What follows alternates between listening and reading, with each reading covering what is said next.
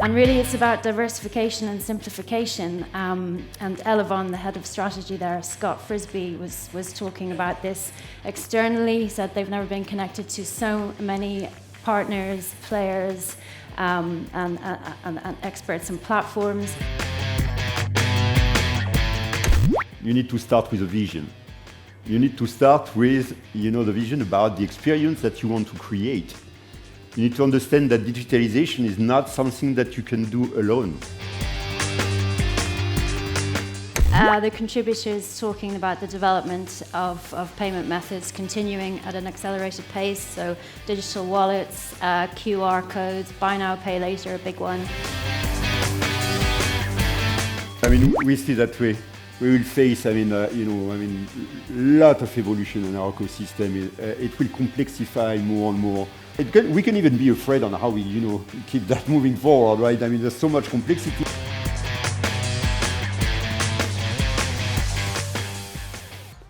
Behind every payment, there is a story. Welcome to Ingenious Payments, where each swipe, tap, or click sparks a story. With Ingenious Payments, you will meet analysts, engineers, and experts decrypting you the different shopping journey, unveiling the tales of every transaction.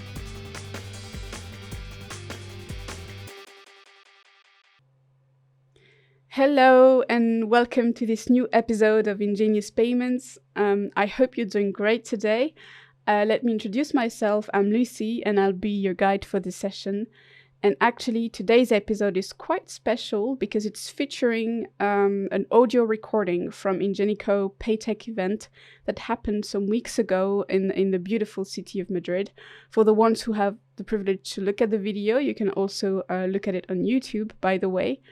During this session on stage, we had the privilege to hear from two very smart guests who are Anna Mill, coming from Finextra. She's a research director there. And we also had Michel Léger, which is the Chief Technology Officer at Ingenico. And by bringing both of their expertise on stage, they talk during 20 minutes on stage during the roundtable.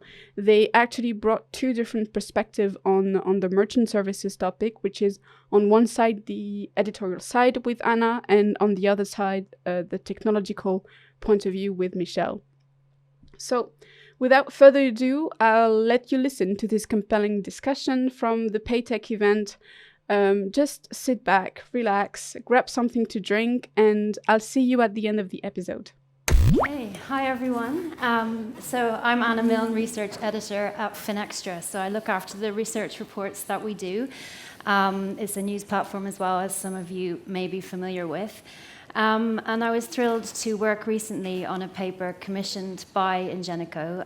The research that we conduct in various papers is independent, but it's commissioned and the subject is brought in this case by Ingenico. So a great topic to delve into for myself is where it really touches the retail aspect of payments technology. So for this particular paper, we interviewed several of our Finextra community globally, banks and acquirers, so BBVA, HSBC, Barclaycard Payments, Elevon, and JP Morgan. And so, I'm going to run through some of the highlights of the key sub-themes of the paper. And then Michel is going to add some color and flavor from your undoubted expert perspective. Absolutely. So to get going on the first theme, digital frontier, and how banks and acquirers are really harnessing the technology at play to drive forward services for merchants. And really what came through from the paper is that banks and acquirers are very much leading the charge in this aspect. So yes, they're responding very much to demand, expectation, and advanced technology processes, but very much proactively, which is great, obviously, to hear. And also just the huge change that is being perceived by the various players. So Philip Glickman, formerly of JP Morgan in Asia Pacific, managing director of merchant services there, really illustrated the fundamental change as he sees it in the last 5 years. Like he described it as having completely flipped, driven in part by cashless government drives, yes, and also very much POS, point-of-sale capabilities. And previously he was with Citibank and they sold off their merchant services division only to buy it back a few years later. So it sort of highlights the opportunity very much in this space. It's all very much brought about by cloud infrastructure and API capability, so being the canvas and the connectors for all the new services. And really it's about diversification and simplification. And Elevon, the head of strategy there, Scott Frisbee, was talking about this externally. He said they've never been connected to so many partners, players, and experts and platforms. And internally it's very much about bringing it all together on a single platform. So challenging and complex, but absolutely being done, and very much about simplification, which was echoed also by HSBC, the contributor there, talking about their single API capability, basically allowing merchants to launch in several jurisdictions at the same time going live. So, Michel, how does this resonate with yourself? I believe this is a no-brainer, right? That we need to go digital, that we need to digitalize our ecosystem. The question is, how do we do it? And I think the first trap to avoid, first mistake not to make, is to start with the technology. I think we should never, ever do that. To start, put everything in the cloud and create APIs, I think it's a big mistake. You need to start with a vision. You need to start with, the vision about the experience that you want to create. You need to understand that digitalization is not something that you can do alone. It's something that you have to do with your customers, that you have to do with your partners, with the idea of what you want to create. Otherwise, I can bet anything that whatever you're going to put together will not answer your needs. So I think it's very important to understand, to start with this vision. And then for me, digitalization is a 3-step process. The first step is, the easy one. Digitalize your data, or whatever is the core to your business, on the relationship with your stakeholder and customers. That's the easy first step. The second step for me is how do you connect things together? That's where you potentially create this API or something else. There are many technologies that are available, to connect things together. But really, it's how you connect with your partners, with your customers, and everything, starting to think about the experience. But that's only the second step. The third step, which is probably the most important if you did it well on the two first steps, is really to put the intelligence, on the top of it to create those experiences. And this is where AI, for example, is coming into the play, or whatever else you want to use. But this is really where you're thinking about, improving everything, creating those experiences completely seamless with really the end user in mind, on your partner, because you're never going to do that alone, right? And obviously, there is a question of technology about, what cloud are you using, what kind of API. It needs to be scalable. It needs to be easy to integrate with, right? You need to think about where do you want to do your business. Is it just one country, 2 countries, 10 countries, whatever, or 160 countries like we do at Ingenico as an example. And we know that, putting all of that together into the payment ecosystem is complex because our payment ecosystem is extremely fragmented. I will just give a very simple example. You're a loyalty company. You want to integrate with payment. So you may want to interact in the middle of a transaction. So you may start, to do an application in the US with one acquirer and, putting your loyalty system with this application in the US. And then you want to do business in Asia or in Europe, Is it still working? Oh, gosh, it's a different application. How do I do that? So if you don't, thought about your API at this time and how scalable you want them to do, then you will fail.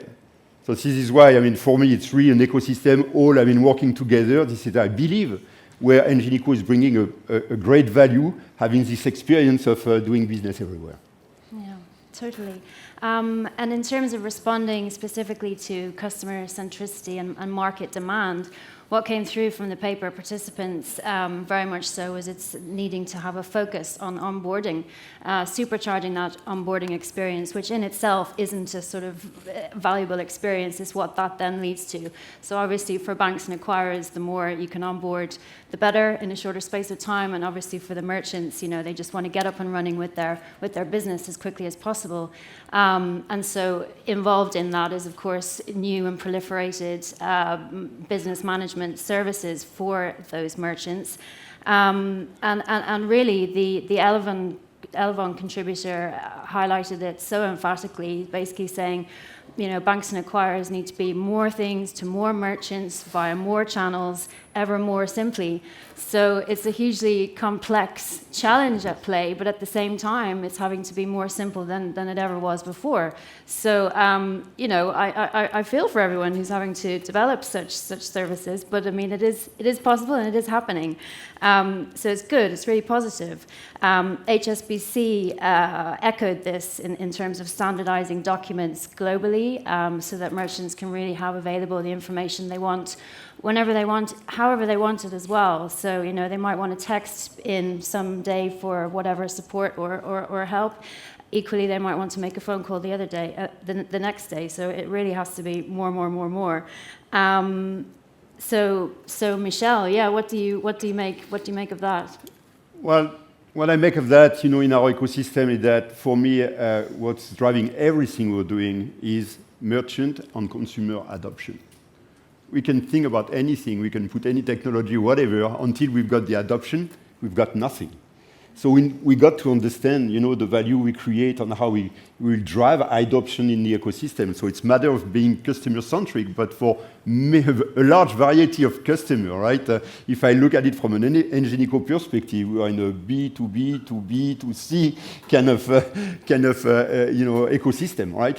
So for us, it's extremely important that we work with our direct customer first, discussing about the value we all want to create together. We do a lot of co-creation and things like that. I think we created an innovation lab just for this purpose, really trying to anticipate all this new demand from all the customers in our ecosystem. So that's why we do a lot of co-creation as an example, but it's not even enough. We need to understand the customer of our customers. So we are also looking at, even though we are not a B2C company, we are looking a lot in the C component, on what is driving adoption, what are all these social trends that are, changing. I mean, we discuss about, Gen X and Y and Z and how that change. And I think this is very important. There is maybe, two simple, things that I learned from that, the phone centricity. If you look at the Gen Z, if you're not in their smartphone, you are nowhere. You don't even exist, right? And the second one that's more, striking to me is their relationship with time. The passion they got, you're not like a click away in everything, in any solution that you're thinking about. If you're not in their phone on a click away, you're basically nowhere. So, it's also driving, all the solution that we are putting together. It's very important to look at the global ecosystem in terms of centricity. Yeah, absolutely. Yeah, you present it really, really clearly there. So the next sub-theme was data, and really it kind of is all about data. The challenge being twofold: capturing it, processing it, and then, of course, but packaging it. And visualizing that for the merchants, equally, arguably more important, because really that's where the value is, and also the expectation. So the JP Morgan guy, I don't know if I said before, he's formerly of JP Morgan anyway, and he really emphasized the data challenge in how lucrative it really is. And how valuable it is. Merchants are really willing to pay, he said, and he was dealing with very big global clients, for this dashboard capability to be able to see what their business data means to them and how they can derive value from it. HSBC, to quote the HSBC contributor, it's really not about how much you have data-wise, but of course what actions you can extract from it. So for example, offering an FX preferential rate on a cross-border transaction, these kind of things, and lots of them being built in. So Michel, on data, I'm sure, yeah, you've got a lot to say. Yeah, data is a very vast topic. Obviously, it's a question of relevance of the data, accuracy of the data, the action that you can trigger from the data you got. But I think more importantly, it's about your user expectation in a given context, right? That you have to think about. And my take on that is that there are very, very few players that have all the data they need to create those experiences. So what you can do with your data is always, quite limited to, except the big GAFAs. And you would be surprised. I've seen some of the big ones coming to us to, to partner because they were missing some data. So it's interesting. So for me, it's really, for how do we create an ecosystem where, the stakeholder feels safe about sharing their data. And you know how much people are really reluctant about sharing data because of privacy, because of the value they think they've got in their data. So I think there's some interesting trends in terms of technology and science. It's everything related to zero knowledge computing. I don't know if you guys, you can check on the internet on that, but it's very promising. Basically, these are technologies that allow you to make some calculation on data, on encrypted data. So basically in the same way than clear data.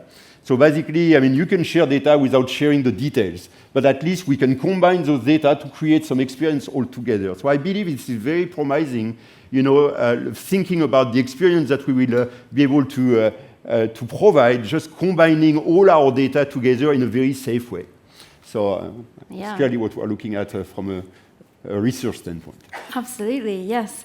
And so now speaking specifically to the role of the POS machine or terminal in this space, excuse me, Antonio Macias from BBVA, Director of Acquisitions, was talking very much about enabling merchants to conduct their whole business operations on a terminal, on their cell phone.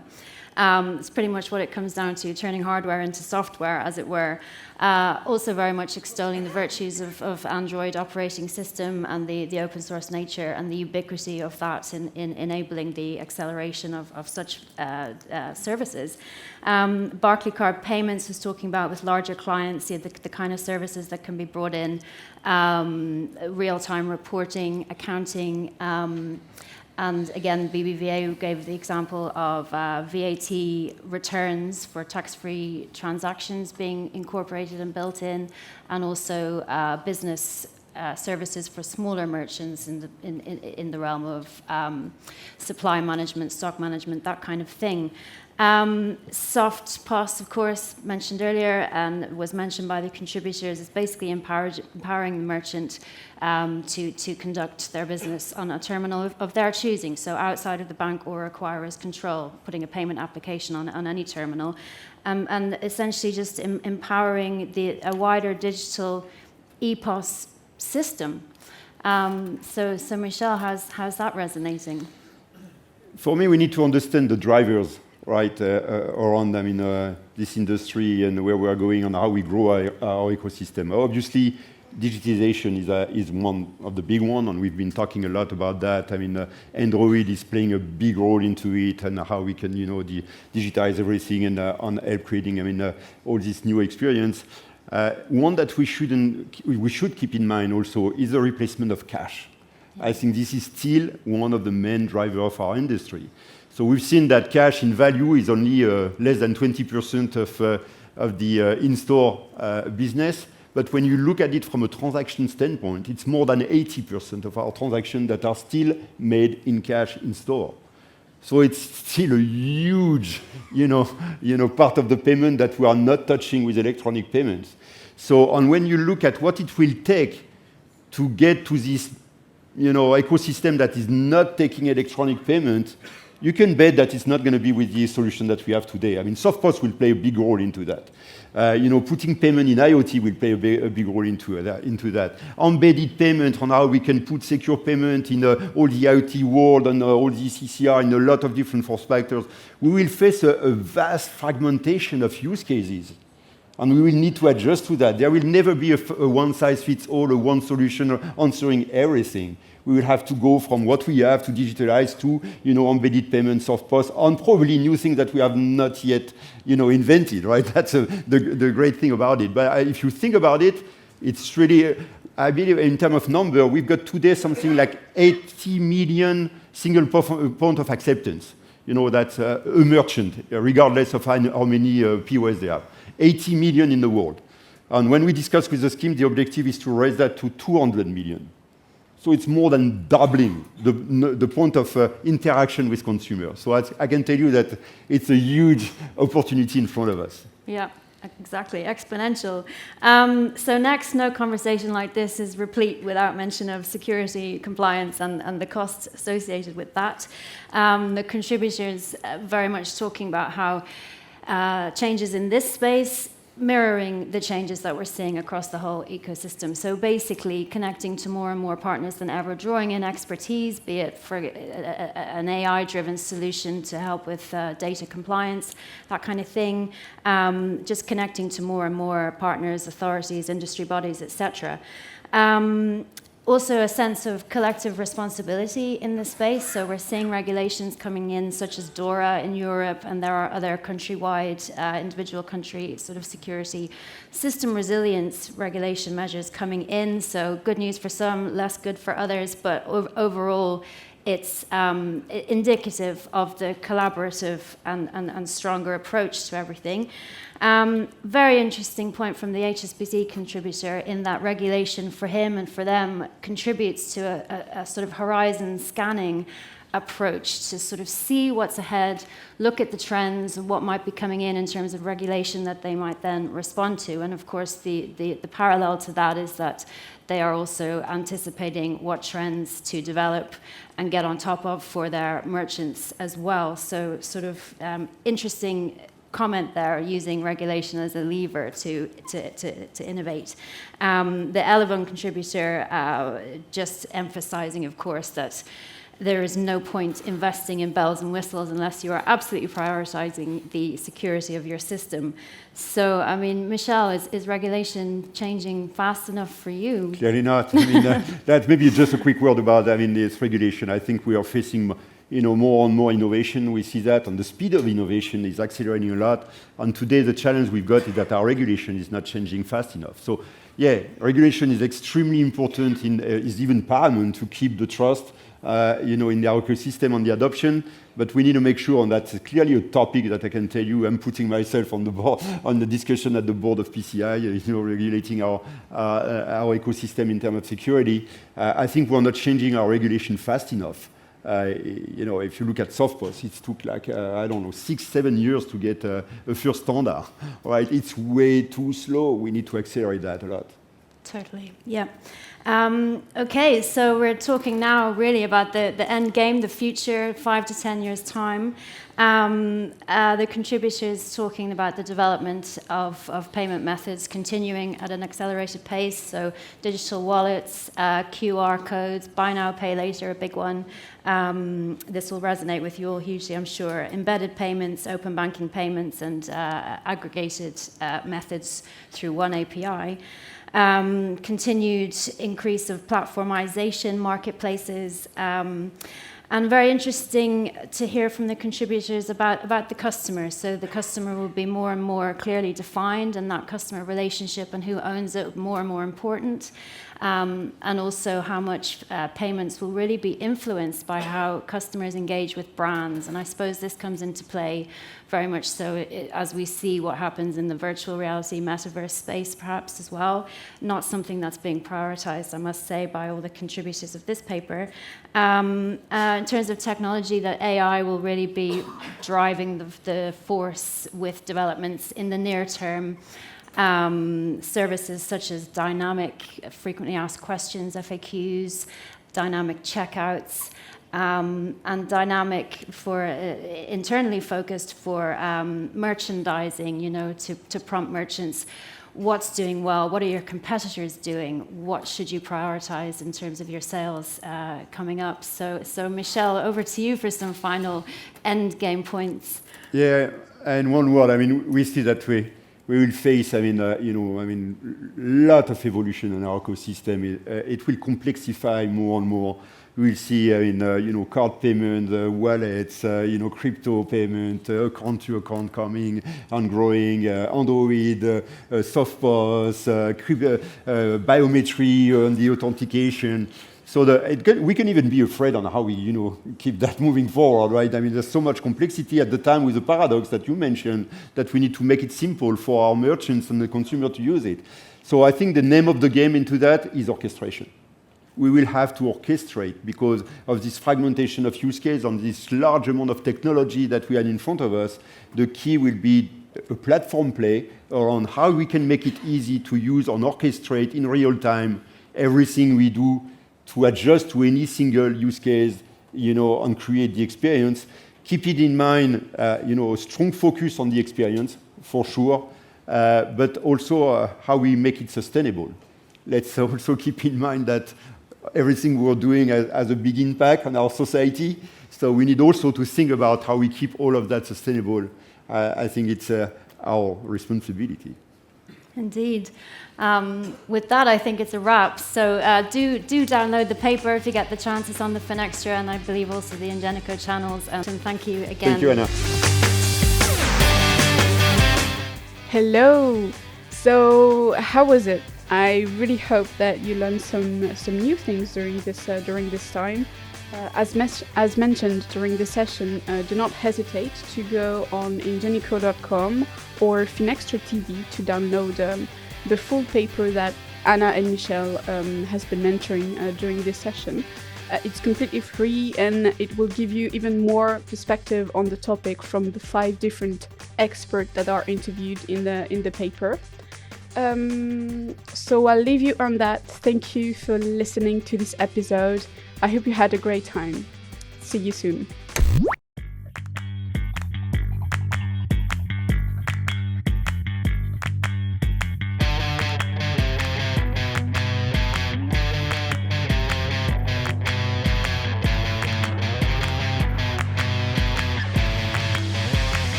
Thank you for listening to this episode of Ingenious Payments. Don't forget to subscribe to the podcast on your favorite platform or subscribe to our YouTube channel to get notified about new episodes.